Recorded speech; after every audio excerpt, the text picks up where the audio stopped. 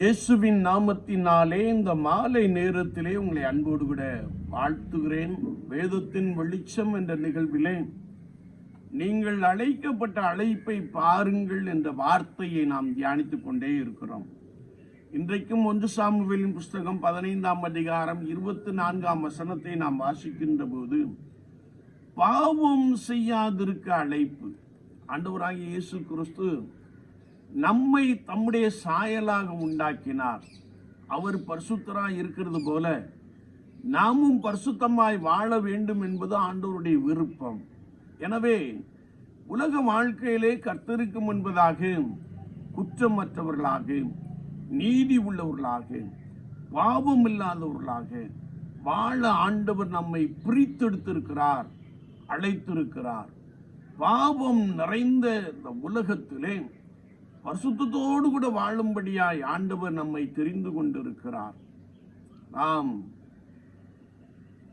கடல் நீரை நாம் எடுத்துக்கொள்ளுகின்ற பொழுது அது மிகவும் உப்பாயிருக்கிற ஒரு தன்மையை நாம் காண முடியும்.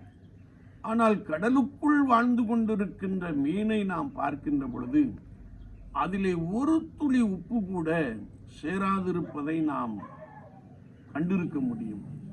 எனவே பாவம் நிறைந்த இந்த உலகத்திலே கர்த்தருக்கேற்ற பரிசுத்தத்தோடு கூட வாழும்படியாய் ஆண்டவர் நம்மை பிரித்தெடுத்து அழைத்திருக்கிறார் என்பதை ஒருபோதும் மறந்து போக வேண்டாம். எனவேதான் இங்கே கர்த்தருடைய வார்த்தையை நாம் வாசிக்கிறோம். பாவம் செய்யாதிருக்கிற அழைப்பு. எது பாவம், எது பாவம் இல்லாத ஒரு அனுபவம் என்பதை இன்றைக்கு கிறிஸ்தவ ஜனங்கள் மத்தியிலே நாம் அதிகமாய் காண முடியவில்லை. அநேகர் பக்தியின் வேஷம் தரித்து அதன் பலனை மறுதலிக்கிறவர்களாக இருக்கிறார்கள். பேரளவிலே கிறிஸ்தவர்கள், பேரளவிலே ஊழியர்கள் என்று சொல்லி இருக்கிற அநேகரை நாம் பார்க்க முடியும்.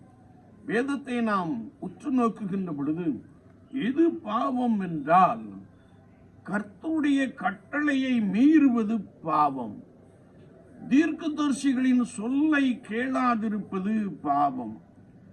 மேலான அதிகாரத்திற்கு கீழ்ப்படியாமை பாவம். ஜனங்களுக்கு பயந்து அவர்கள் சொல்லை கேட்பது பாவம். ஒன்றுமறியாதவர்களை வழிதப்ப பண்ணுவது பாவம். தீய நோக்கம் பாவம். முறைகேடான செயல் பாவம். மீறி செயல்படுவது பாவம். இச்சை பாவம். நியாயப்பிரமாணத்தை மீறுகிறதே பாவம் என்று சொல்லி நாம் பரிசுத்த வேதாமத்தின் அடிப்படையிலே மிக தெளிவாக அறிந்து கொள்ள முடியும். இன்றைய உலகத்தை நாம் பார்க்கின்ற பொழுது ஒருவேளை பூமி கொடுமையினாலே நிரம்பி இருக்கின்ற ஒரு காட்சியை நாம் காண முடியும். எங்கு பார்த்தாலும் பாவம் செய்கிற அநேகரை நாம் காண முடியும்.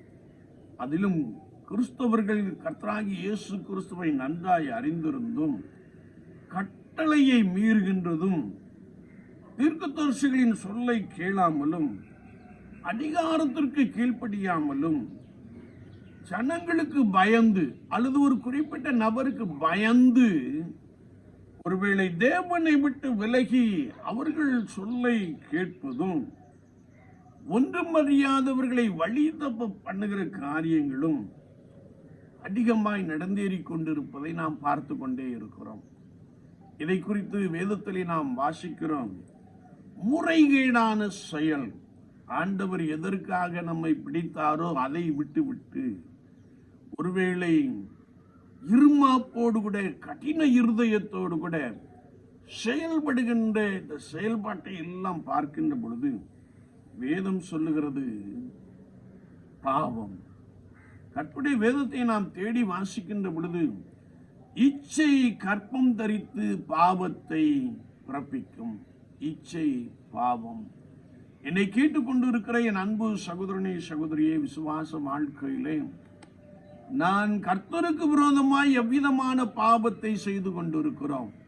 நன்றாய் நம்மை நிதானித்து ஆராய்ந்து பார்ப்போம்.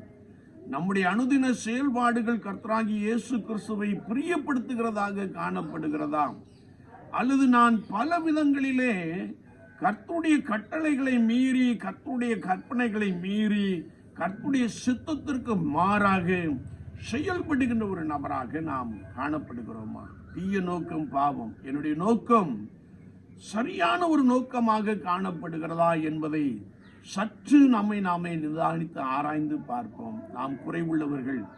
நம்மை கர்த்தருக்கு முன்பதாக சரிப்படுத்திக் கொள்ளுகின்ற பொழுது ஆண்டவர் நம்மை பயன்படுத்த, ஆண்டவர் நமக்கு உதவி செய்ய வல்லவராக இருக்கிறார்.